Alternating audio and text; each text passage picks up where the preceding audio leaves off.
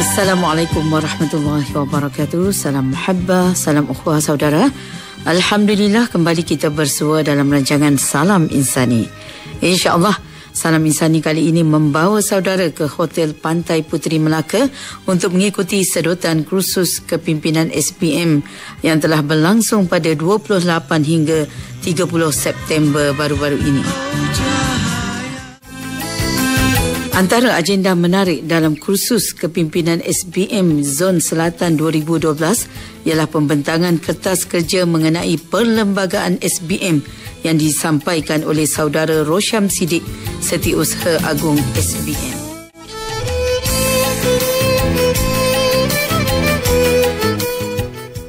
SPM telah berdaftar dengan Jabatan Pendaftar Pertubuhan pada 25 Mac 1964 sebagai Pertubuhan Orang Cacat Penglihatan. Maknanya kita didaftar masa tu atas nama Pertubuhan Orang Cacat Penglihatan Selangor. Kita start daftar tu dengan Selangor ataupun kita dipanggil dengan Selangor Society of the Blind pada ketika itu.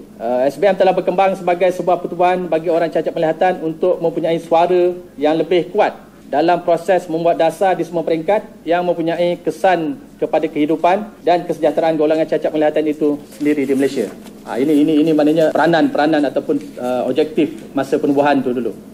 Dan semakin lama, semakin tahun kita punya dasar, kita telah kembangkan objektif tu supaya dia selari dengan perkembangan teknologi, perkembangan semasa.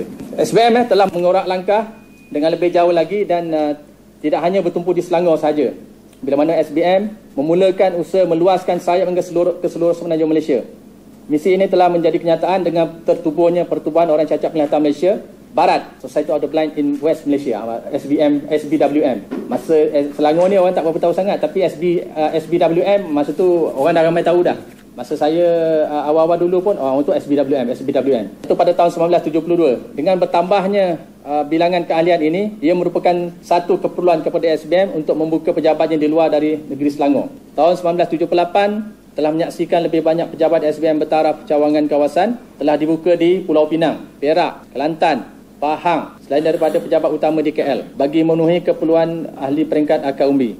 Langkah berani ini bukan sahaja tujuan untuk memenuhi keperluan ahli SBM, malah golongan cacat penglihatan secara amnya. Cawangan SBM yang pertama ditubuhkan secara rasmi adalah SBM, kalau secara rasmi ni SBM yang pertama ni Sarawak pada tahun 1986. Dan perkembangan tertubuhnya cawangan-cawangan tu di peringkat negeri dan di peringkat cawangan dan kawasan dia berlaku selepas tahun-tahun seterusnya lah. Sehingga ke hari ini SBM telah mampu untuk berdiri gah dengan kekuatan ahli seramai lebih kurang 3,500 orang ahli biasa dan lebih 1,200 orang ahli yang terdiri daripada ahli bersekutu, ahli celik. Maknanya ini angka yang terkini lah. Maknanya 3,500 ke atas. Kita tak sampai 4,000 lagi untuk ahli AM dan bagi ahli bersekutu tak sampai 1,500 lagi lah. Tapi 1,200 ke atas. Okey, di peringkat kebangsaan SBM merupakan ahli gabungan bagi Majlis Kebangsaan bagi orang buta dan Majlis Pemulihan Malaysia MCR. Okey, kita terus kepada sebelum pergi lebih lanjut dengan kita pergi faktoran satu, kita pergi kepada objektif pertubuhan.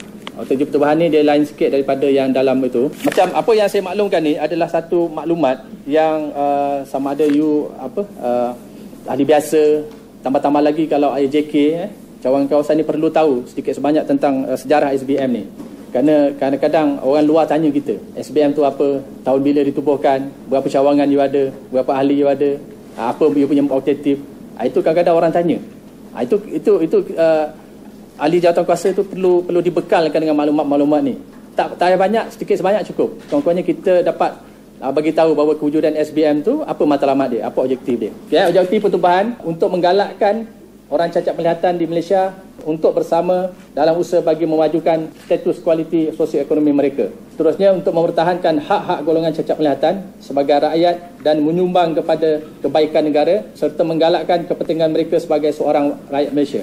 Seterusnya untuk menggalakkan komunikasi dan persefahaman di kalangan ahli-ahli untuk mempromosikan aktiviti sukan dan rekreasi di kalangan komuniti cacat penglihatan untuk memantau dan menilai perkhidmatan yang diadakan oleh kerajaan dan badan-badan kerajaan termasuk lain-lain pertubuhan masyarakat sivil.